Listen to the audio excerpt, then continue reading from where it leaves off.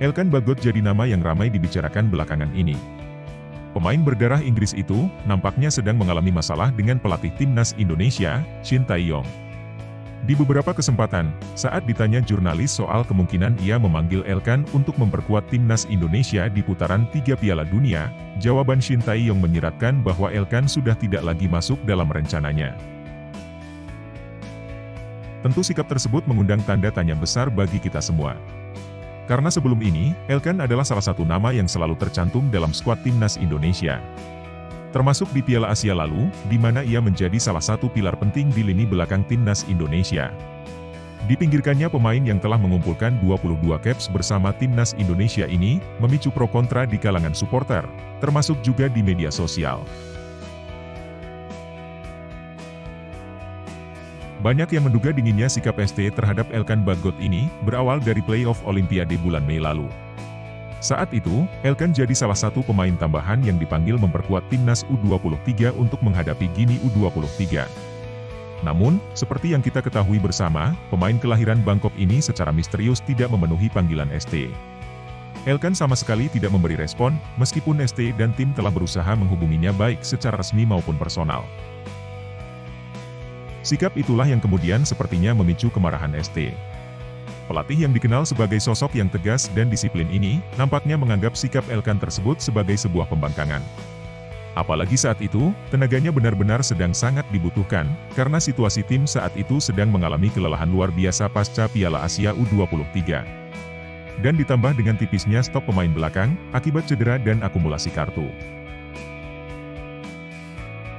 Kekalahan dari Guinea, yang berujung pada kegagalan timnas Indonesia U23 lolos ke Olimpiade, menjadi salah satu momen paling emosional bagi ST. Situasi tersebut turut menjadikan ketidakhadiran Elkan, nampak semakin membekas bagi ST dan tim. Setelah momen itu, nama Elkan sudah tidak dipanggil lagi ke dalam skuad timnas Indonesia. Termasuk saat kualifikasi Piala Dunia putaran kedua di bulan Juni lalu. Dan sampai sekarang, 3 bulan pasca playoff Olimpiade, sikap Elkan masih menjadi misteri. Tidak ada kejelasan. Tidak juga ada klarifikasi. 7 postingan Instagram telah ia unggah, tapi tak ada satupun postingan terkait hal tersebut. Membuat kita semua bertanya-tanya apa yang sebenarnya terjadi pada Elkan.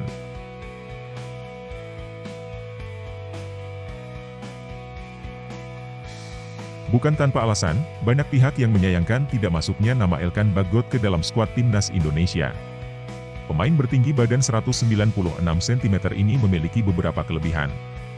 Berposisi sebagai left center back, Elkan menjadi tembok yang sulit dilewati lawan. Tubuhnya yang tinggi besar, membuatnya tangguh menghadapi situasi 1 versus 1 dengan penyerang lawan. Posturnya yang tinggi, cukup menutupi kelemahan timnas Indonesia, yang selama ini terkenal sangat inferior menghadapi duel udara. Elkan adalah bek yang fasih berperan sebagai limited defender atau no-nonsense center back, yaitu seorang bek yang bergaya main simpel dan tidak terlalu banyak mengambil risiko. Gaya bermain seperti itu sebenarnya menjadi penyeimbang bagi kedalaman pertahanan Indonesia secara keseluruhan. Di mana terdapat Jordi Amat atau Justin Hubner, yang lebih bergaya main sebagai seorang ball-playing defender, yang lebih sering mengambil risiko saat membangun serangan. Di sisi lain, saat situasi menyerang atau situasi set piece, keberadaan Elkan juga bisa menjadi ancaman tersendiri buat lawan. Elkan seringkali jadi target utama sasaran lemparan jauh Arhan.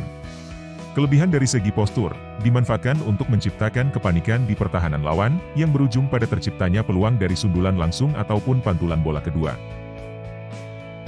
Meski demikian, bukan berarti Elkan tidak dapat tergantikan perannya.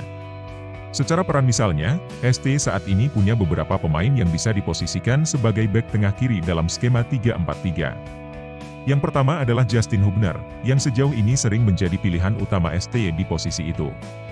Lalu ada juga Rizky Ridho, yang meskipun kaki terkuatnya adalah kaki kanan, namun di level klub juga sering ditempatkan di posisi bek tengah kiri. Selain 2 nama itu, masih ada pemain multiposisi macam Nathan Chuaon, Shane Patinama, dan Kelvin Verdong. Yang meskipun bukan posisi aslinya, tapi juga bisa dimainkan di posisi tersebut sebagai pilihan alternatif. Jadi, dilihat dari kedalaman skuad, ketiadaan Elkan bukanlah masalah besar bagi ST. Banyak pemain yang bisa menggantikannya, bahkan mungkin dengan level yang lebih tinggi dari Elkan. Sehingga, bisa dipahami jika ST tidak akan terlalu ngotot untuk mengejar Elkan. Justru di sini Elkan Bagotlah yang harus berjuang keras mendapatkan tempat, karena persaingan di posisinya sangatlah ketat. Bagaimanapun juga, Elkan adalah salah satu pemain muda potensial yang dimiliki Indonesia saat ini. Kita semua berharap permasalahan ini bisa segera diselesaikan. Melihat situasi yang ada, ini kuncinya ada di diri Elkan sendiri. Perlu ada kejelasan sikap dari Elkan. Jika diperlukan, Elkan perlu menyampaikan permintaan maafnya, atau setidak-tidaknya memberi klarifikasi, khususnya pada Shin Tae-yong sebagai pelatih kepala. Sikap pasif yang ditunjukkan Elkan akan mempersulit terjadinya rekonsiliasi. PSSI sebagai pihak yang bisa jadi penengah, juga tidak dapat berbuat banyak jika kemudian Elkan tetap bersikap tertutup seperti sekarang. ST sendiri bukannya sosok pelatih yang tidak bisa berubah sikap. Di beberapa kasus, kita bisa lihat bagaimana ia bisa menerima kembali pemain yang dulunya sempat bermasalah dengan dirinya. Jadi, peluang Elkan untuk kembali ke timnas belumlah tertutup sepenuhnya. Semua tergantung respons dari Elkan. Kita harapkan masalah ini segera selesai, dan timnas kita bisa semakin solid dan kuat ke depannya.